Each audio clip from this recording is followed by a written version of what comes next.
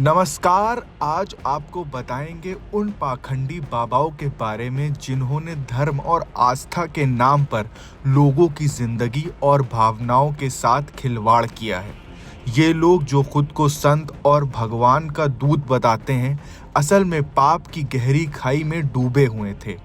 धर्म का चोला पहनकर जिन्होंने न सिर्फ लोगों की आस्था को ठगा बल्कि समाज को शर्मसार भी किया।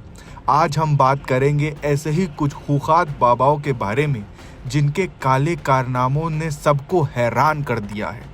इस लिस्ट में सबसे ताज़ा नाम है स्वामी चैतन्यानंद सरस्वती का। ये वो शख्स है जिसने अपने ही संस्थान की मासूम छात्राओं की जिंदगी बर्बाद कर दी।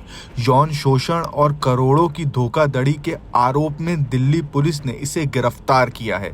ये बाबा जो शिक्षा और धर्म का ढोंग रचता था, आज अपने गुनाहों की सजा भुगत रहा है। पीड़ित छात्राओं जो डर और दर्द में जिए जा रही थीं, अब इंसाफ की उम्मीद में बैठी हैं। दिल्ली पुलिस इस मामले में गहराई से जांच कर रही है और हर दिन इसके नए नए काले कारनामे सामने आते जा रहे हैं। लेकिन ये कोई नई कहानी नहीं है। ऐसी पाखंडी बाबाओं की लिस्ट लंबी है। आइए बात करते हैं कुछ और नामों की जिन्होंने धर्म के नाम पर अधर्म का साम्राज्य खड़ा किया था। पहला नाम है आसाराम बापू का। एक समय था जब आसाराम के पास लाखों करोड़ों भक्त थे। लोग इन्हें भगवान की तरह पूजते थे। लेकिन साल 2013 में इनकी असलियत सामने आ गई। एक नाबालिग लड़की ने आसाराम पर बलात्कार का आरोप लगाया। जांच में पता चला कि साल 2001 से 2006 तक आसाराम ने उस लड़की के साथ कई बार गलत काम किया था। लंबी कानूनी लड़ाई के बाद 25 अप्रैल 2018 को जोधपुर की अदालत ने आसाराम को दोषी ठहराया और उम्र कैद की सज़ा सुनाई। आज वो जेल की सलाखों के पीछे अपनी सज़ा काट रहा है। लेकिन आपको बता दें कि आसाराम का पाप का सिलसिला यही नहीं रुका। इसके बेटे नारायण साईं ने भी अपने पिता के काले कारनामों को आगे बढ़ाया। नारायण साईं पर भी अपने ही आश्रम में रहने वाली लड़कियों ने यौन शोषण के गंभीर आरोप लगाए। साल 2015 में उसे रेप और यौन शोषण के मामले में गिरफ्तार किया गया। आज नारायण साईं सूरत की जेल में बंद है और अपने गुनाहों की सजा भुगत रहा है।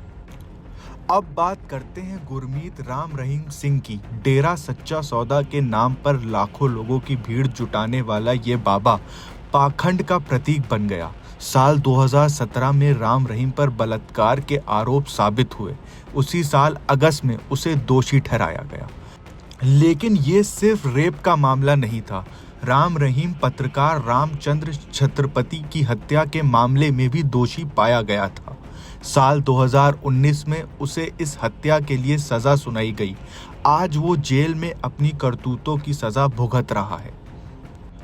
अब आते हैं स्वामी नित्यानंद पर। ये वो बाबा है जो चमत्कार और ज्ञान का ढोंग रचता था। लेकिन साल 2019 में इनकी सच्चाई सामने आ गई। स्वामी नित्यानंद पर महिलाओं के यौन उत्पीड़न के गंभीर आरोप लगे। साल 2020 में उनके खिलाफ चार्जशीट दायर की गई। लेकिन नित्यानंद इतना चालाक था कि वो गिरफ्तारी से बचने के लिए देश छोड़कर भाग गया। उसने एक द्वीप खरीद लिया और उसे स्वतंत्र देश घोषित कर दिया। आज वो वहाँ खुलेआम रह रहा है। लेकिन उनके भक्तों के लिए ये किसी बड़े धोखे से कम नहीं था। और कौन भूल सकता है निर्मल बाबा को। टीवी पर खट्टी मीठी चटनी खाने और अजीब अजीब टोटके करने की सलाह देने वाला ये बाबा भी विवादों में घिर गया था। लोग इसे खट्टी मीठी चटनी वाला बाबा कहते थे। ये लोगों से दुख दूर करने का दावा करता था और बदले में लाखों रुपए की फीस वसूलता था। लेकिन इस पर आय से अधिक संपत्ति, फर्जी दावे और धोखाधड़ी के आरोप लगे। साल 2010 के बाद से इसकी जांच शुरू हुई और धीरे धीरे इसकी लोकप्रियता खत्म हो गई। इन सभी बाबाओं में एक बात साफ है, ये पाखंडी बाबा धर्म और आस्था की आड़ में अपने काले कारनामों को छुपाते रहे हैं। ये लोग भक्तों की आंखों में धूल झोंकते थे और खुद पाप की खाई में गिरते चले गए। एक समय था जब इनके चरणों में लाखों लोग सिर झुकाते थे, लेकिन आज ये बाबा या तो जेल में बंद हैं या कानून से भाग रहे हैं। इनके काले कारनामों ने ना सिर्फ इनके भक्तों को ठगा, बल्कि पूरे समाज को शर्मसार किया। ब्यूरो रिपोर्ट, क्राइम तक।